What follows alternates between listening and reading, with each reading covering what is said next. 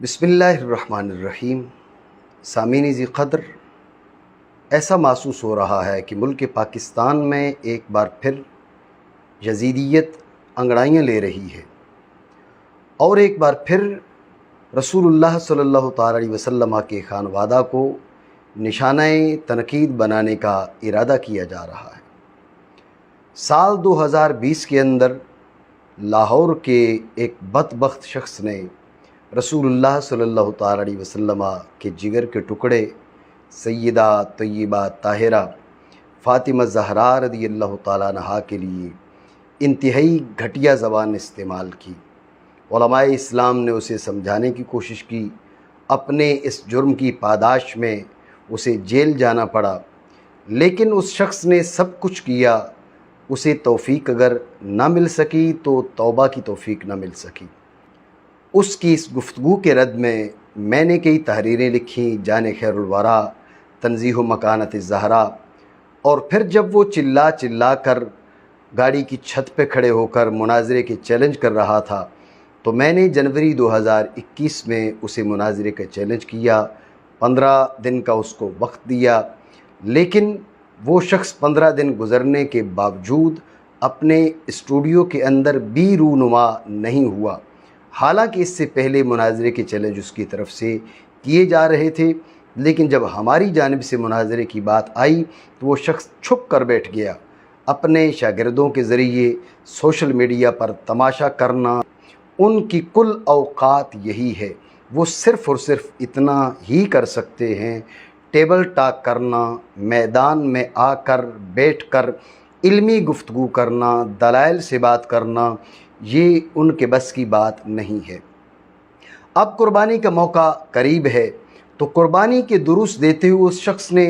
ایک بار پھر رسول اللہ صلی اللہ تعالی علیہ وسلم کے جگر گوشہ کے لیے عجیب و غریب زبان استعمال کی ہے۔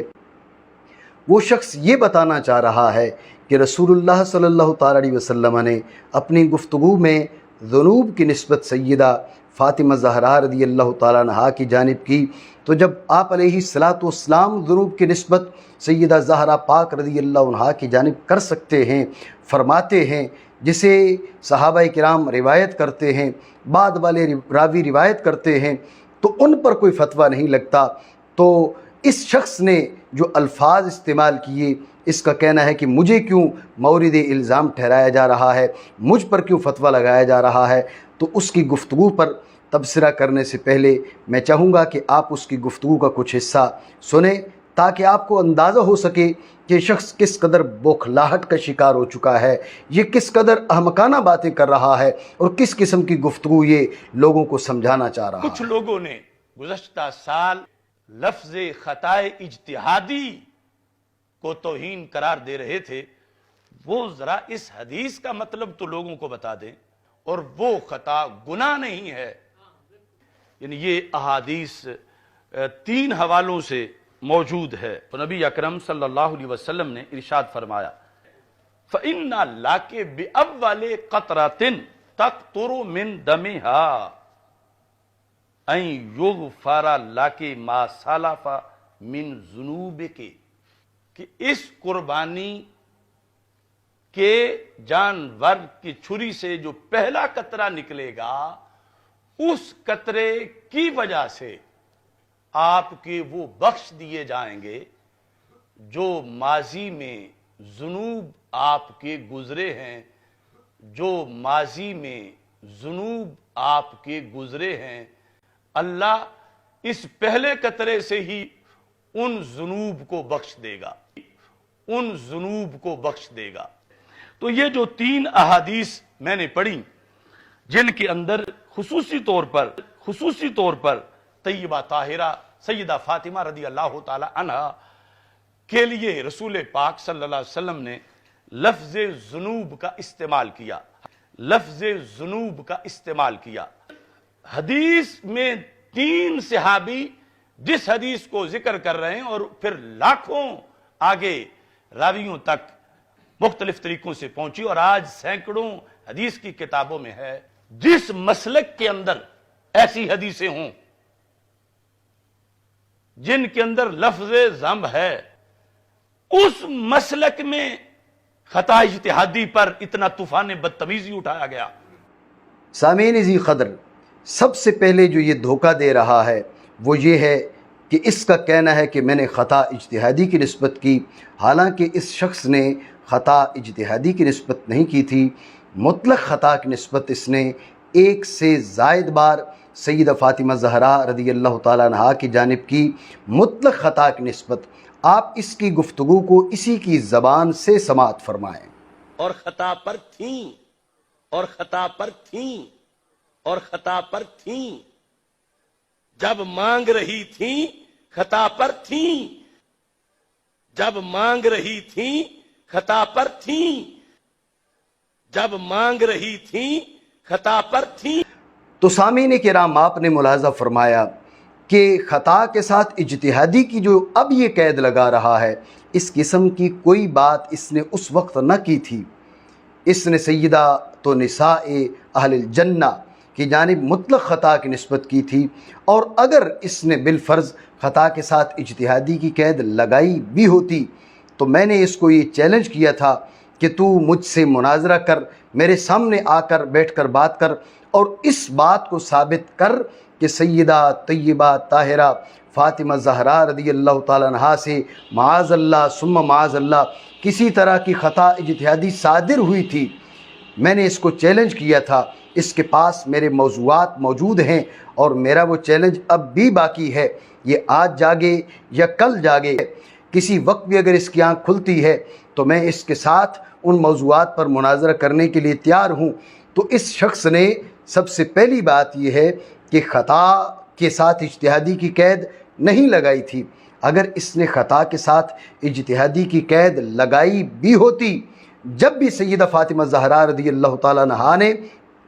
معاذ اللہ آپ سے کسی قسم کی خطا اجتہادی صادر ہی نہیں ہوئی، جب آپ سے خطا اجتہادی صادر ہی نہیں ہوئی تو پھر سیدہ فاطمہ زہرا رضی اللہ تعالیٰ عنہا کی جانب خطا اجتہادی کی نسبت کیسے درست ہو سکتی ہے؟ اور تیسرا جو یہ دھوکہ دینا چاہ رہا ہے کہ خطا کی نسبت کوئی گناہ تھوڑا ہی ہے، تو میں اس موقع پر یہ کہنا چاہوں گا کہ اگر کوئی شخص یہ کہے کہ میں اشرف آصف کے باپ سے ملا، بڑھاپے کی وجہ سے وہ شخص اپنی صفائی کا ٹھیک سے خیال نہیں رکھ سکتا، اس کے پاس سے ایسے بدبو آتی ہے جیسے مرے ہوئے جانور کے پاس سے آتی ہے، تو میں اشرف آصف سے پوچھنا چاہوں گا کہ اگر تیرے باپ کے پاس سے مرے ہوئے جانور جیسی بدبو آئے تو کیا اس میں تیرے باپ کا کوئی گناہ ہے؟ تیرے باپ کو کوئی گناہ گار کہہ رہا ہے؟ تیرے باپ کی جانب کوئی گناہ کی نسبت کر رہا ہے؟ لیکن اس کے باوجود کہ یہ گناہ کی نسبت نہیں، اشرف آصف اس بات کو پسند نہیں کرے گا کہ اس کے باپ کی جانب اس قسم کی بات کی نسبت کی جائے، تو عوام کو یہ دھوکہ دینا بند کیا جائے کہ خطا جب گناہ نہیں ہے تو پھر اس کی نسبت بے ادبی کیسے ہو سکتی ہے؟ اگر بے ادبی کے لیے گناہ ہونا ضروری ہے تو پھر ہمیں کہنے دیا جائے کہ جو شخص تیرے باپ سے ملتا ہے اس کو ایسے محسوس ہوتا ہے جیسے تیرے باپ سے مرے ہوئے جانور کی بدبو آتی ہے۔ اگر تو اس بات کو جائز نہیں سمجھتا، اس بات کو اپنے باپ کے حق میں بے ادبی سمجھتا ہے، حالانکہ یہ گناہ نہیں ہے، تو پھر یہ پیمانہ یہاں پر آ کر تیرا کیوں بدل جاتا ہے؟ تو بہرحال سامعین ذی قدر، میں آپ کو اصل بات یہ بتانا چاہ رہا تھا، اصل چیز یہ سنانا چاہ رہا تھا کہ اس شخص کی حماقت کا اندازہ کیجئے کہ سید عالم صلی اللہ تعالیٰ علیہ وسلم نے جو الفاظ استعمال کیے، آپ شارع ہیں، آپ صحابہ کرام کے لیے، اہل بیت اعظام کے لیے یا دیگر انبیاء کرام کے لیے کوئی الفاظ استعمال کرتے ہیں تو اس کا مطلب یہ نہیں کہ ہمیں چھوٹ مل جاتی ہے، اور یہ کوئی وہ بات نہیں ہے کہ جو ہم نے قاعدہ بنایا ہو، اگر اس قاعدہ کا لحاظ نہ کیا جائے تو بات پھر صحابہ کرام رضی اللہ تعالیٰ عنہ اجمعین سے بڑھ کر انبیاء کرام تک چلی جاتی ہے، سید الانبیاء تک چلی جاتی ہے۔ میرے سامنے قرآن عظیم کا 24واں پارہ کھلا ہے، سورہ مؤمن، اس کی آیہ مبارکہ ہے آیت نمبر 55۔ اللہ رب العالمین ارشاد فرما رہا ہے، فاصبر ان وعد اللہ حق واستغفر لذنبک۔ اللہ اپنے حبیب سے فرما رہا ہے، فاصبر، اے میرے پیارے حبیب صبر کیجئے، ان وعد اللہ حق، بے شک اللہ کا وعدہ حق ہے، واستغفر لذنبک، واستغفر لذنبک۔ سامعین ذی قدر، یہاں پر ظاہری طور پر ذنب کی نسبت سید عالم کی جانب کی جا رہی ہے، اللہ کے حبیب کی جانب کی جا رہی ہے، سید المعصومین کی جانب کی جا رہی ہے، اور یہ قرآن عظیم ہے۔ قرآن پاک کا 24واں پارہ سورہ مؤمن آیت نمبر 55، وَاسْتَغْفِرْ لِذَنْبِكَ، رب کریم ظاہری طور پر اپنے حبیب کریم علیہ السلام کی ذات والا کی جانب ذنب کی نسبت فرما رہا ہے، اور فقط ایک جگہ نہیں، قرآن پاک کا 26واں پارہ سورہ محمد، اس کی آیہ مبارکہ ہے 19، فَعْلَمْ أَنَّهُ لَا إِلَهَ إِلَّا اللَّهُ وَاسْتَغْفِرْ لِذَنْبِكَ، آپ جانیے کہ اللہ کے سوا کوئی معبود نہیں، وَاسْتَغْفِرْ لِذَنْبِكَ وَلِلْمُؤْمِنِينَ وَالْمُؤْمِنَاتِ، اللہ رب العالمین کی کلام اس میں ایک بار پھر ظاہری طور پر رسول اللہ صلی اللہ تعالیٰ علیہ وسلم کی ذات والا کی جانب ذنب کی نسبت کی جا رہی ہے۔ یہی 26واں پارہ سورہ فتح، اس کی آیہ مقدسہ 2، لِيَغْفِرَ لَكَ اللَّهُ مَا تَقَدَّمَ مِن ذَنْبِكَ وَمَا تَأَخَّرَ، لِيَغْفِرَ لَكَ اللَّهُ مَا تَقَدَّمَ مِن ذَنْبِكَ وَمَا تَأَخَّرَ، جو ہو گزرا اور جو ہونے والا ہے۔ یہاں پر بھی ظاہری طور پر رسول اللہ صلی اللہ تعالیٰ علیہ وسلم کی ذات والا کی جانب ذنب کی نسبت کی جا رہی ہے۔ تو سامعین ذی قدر، اس شخص نے جو استدلال کیا کہ حضور علیہ السلام نے سیدہ فاطمہ زہرا رضی اللہ عنہا کی جانب جب ذنوب کی نسبت کی، تو اگر بعد میں کوئی شخص اٹھ کر خطا کی نسبت کرتا ہے تو بے ادبی کیسے بنتی ہے؟ تو میں یہ کہنا چاہوں گا کہ اگر اس احمق کا، اس ناہنجار کا یہ استدلال درست مان لیا جائے، اس بات کو ٹھیک مان لیا جائے، تو اس نے تین حدیثیں پیش کی ہیں، میں نے 3 آیتیں پیش کی ہیں۔ حدیث کی سند پہ کلام ہو سکتی ہے،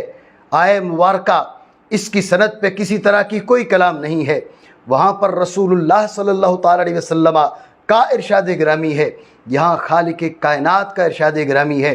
اگر اس ناہنجار کی کہ اس استدلال کو درست مانا جائے کہ رسول اللہ صلی اللہ تعالیٰ علیہ وسلم نے ذنوب کی نسبت کی ہے، تو اب بعد والوں کے لیے یہ دروازہ کھل گیا ہے، جو چاہے وہ سیدہ فاطمہ زہرا رضی اللہ تعالیٰ عنہا کی جانب وہ نسبت کرتا پھرے۔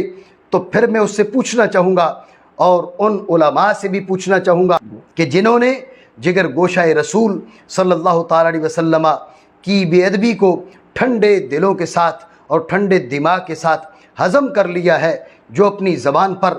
تالے لگا کے بیٹھے ہوئے ہیں، ان حضرات کو بھی میں مخاطب بنانا چاہوں گا کہ اگر اس شخص کا یہ استدلال درست مان لیا جائے، اس قسم کے استدلال کی اجازت دی جائے، تو ان آیات مقدسہ کو سامنے رکھ کر کوئی شخص یہ استدلال کرے کہ جب اللہ رب العالمین نے اپنے حبیب کریم علیہ السلام کی جانب معاذ اللہ ثم معاذ اللہ ثم معاذ اللہ ظاہری طور پر ذنب کی نسبت کی ہے، تو بعد والا اٹھ کر اگر رسول اللہ صلی اللہ تعالیٰ علیہ وسلم کی جانب خطا کی نسبت کرتا ہے تو پھر بے ادبی تو نہیں بننی چاہیے۔ یعنی جو بات اشرف آصف کہہ رہا ہے کہ جب حضور علیہ السلام نے، جناب شارع علیہ السلام نے ذنوب کی نسبت سید فاطمہ زہرا رضی اللہ تعالیٰ عنہا کی جانب کی ہے، تو بعد والوں کے لیے تو دروازہ کھل گیا ہے۔ اگر یہ استدلال درست ہے، اس کی یہ احمقانہ بات درست ہے، تو پھر رسول اللہ صلی اللہ تعالیٰ علیہ وسلم کی ذات والا بھی نہ بچے گی، رسول اللہ صلی اللہ تعالیٰ علیہ وسلم کی بے ادبی سے بھی نہ روکا جا سکے گا۔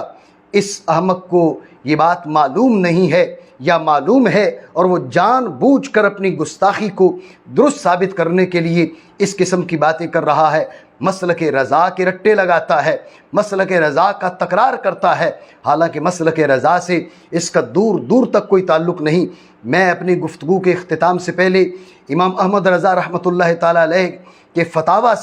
فتاویٰ کی 8ویں جلد سے ایک فتوے کا حوالہ دینا چاہوں گا۔ امام احمد رضا رحمۃ اللہ تعالیٰ علیہ فتاویٰ رضویہ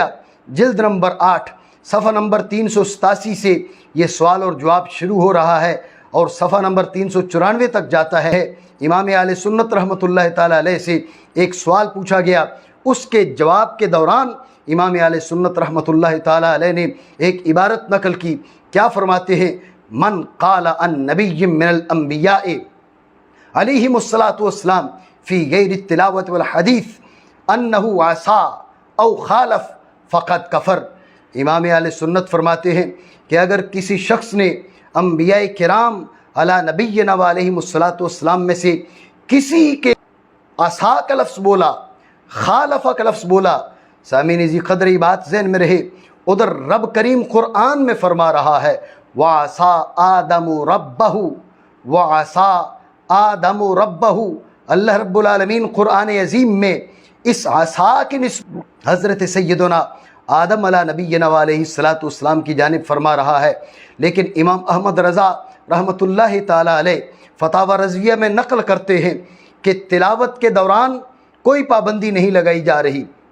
حدیث میرے آقا علیہ الصلاۃ والسلام نے فرمایا ہے، اس حدیث کو روایت کے دوران، اس حدیث کو پڑھنے کے دوران اس پہ ہم بات نہیں کر رہے، ہم بات کر رہے ہیں کہ تلاوت سے ہٹ کر، حدیث سے ہٹ کر اگر کسی شخص نے کسی بھی نبی کے لیے عصا کا لفظ بولا، خالف کا لفظ بولا، تو اس کا حکم کیا ہے؟ امام اہل سنت نقل فرماتے ہیں فقط کفر، جو بات قرآن نے کی ہے اگر قرآن سے ہٹ کر اپنی طرف سے وہی بات وہ کرتا ہے تو وہ کافر ہو جاتا ہے، دائرہ اسلام سے خارج ہو جاتا ہے۔ سامعین ذی قدر، جو بات قرآن میں موجود ہے، تلاوت اور حدیث کو چھوڑ کر اگر اپنی جانب سے وہ بات نبیوں کے بارے میں کی جاتی ہے تو امام اہل سنت نقل فرماتے ہیں وہ شخص دائرہ اسلام سے خارج ہو جاتا ہے۔ اس نادان کو کوئی جا کر سمجھائے کہ شارع علیہ الصلاۃ والسلام کا فرمانا اور ہے، رب کا اپنے نبیوں کے لیے فرمانا اور ہے، رسول اللہ صلی اللہ تعالی علیہ وسلم کا امت کے لیے فرمانا اور ہے، صحابہ کے لیے فرمانا اور ہے، اہل بیت اعظام کے لیے فرمانا اور ہے، اور ہماری کیا اوقات ہے کہ ہم اتنی بڑی ہستیوں کے لیے اس قسم کے الفاظ استعمال کو، اگر اس استدلال کو درست مانا جائے تو سامعین ذی قدر نہ تو صحابہ کی ذاتیں بچیں گی، نہ انبیاء کرام علی نبینا علیہم الصلاۃ والسلام کے نفوس قدسیہ کی بے ادبی کو روکا جا سکے گا۔ اور یہ تو 3 حوالے، چونکہ اس نے 3 حدیثوں کا حوالہ دیا تو میں نے 3 حوالے قرآن عظیم سے دیے، ورنہ خود قرآن عظیم میں اور حوالے اور آیات بھی موجود ہیں، احادیث طیبہ میں تو ان گنت ایسے حوالے ہیں کہ اگر ان کی بات کی جائے اور یہ قاعدہ بنا لیا جائے کہ نبی علیہ الصلاۃ والسلام نے جس چیز کی نسبت امت کی جانب کی ہے، صحابہ کی جانب کی ہے یا اہل بیت اعظام کی جانب کی ہے، اس کی چھوٹ ہمیں بھی مل جائے گی۔ اگر یہ ضابطہ بنا لیا جائے تو پھر بے ادبیوں کا دروازہ بند نہیں کیا جا سکتا۔ اللہ رب العالمین سے دعا کرتے کہ اللہ رب العالمین ایسے بے ادبوں سے امت مسلمہ کو نجات عطا فرمائے اور ہمیں صحابہ کرام رضی اللہ تعالیٰ عنہ اجمعین کی سچی تعظیم و تکریم اور رسول اللہ صلی اللہ تعالیٰ علیہ وسلم کے خانوادہ کی غلامی میں زندہ رہنے اور اسی غلامی میں مرنے اور رسول اللہ صلی اللہ تعالیٰ علیہ وسلم کی آل کے غلاموں میں ہمیں اٹھنے کی توفیق عطا فرمائے۔ آمین بحبیبہ الکریم صلی اللہ تعالیٰ علیہ وسلم۔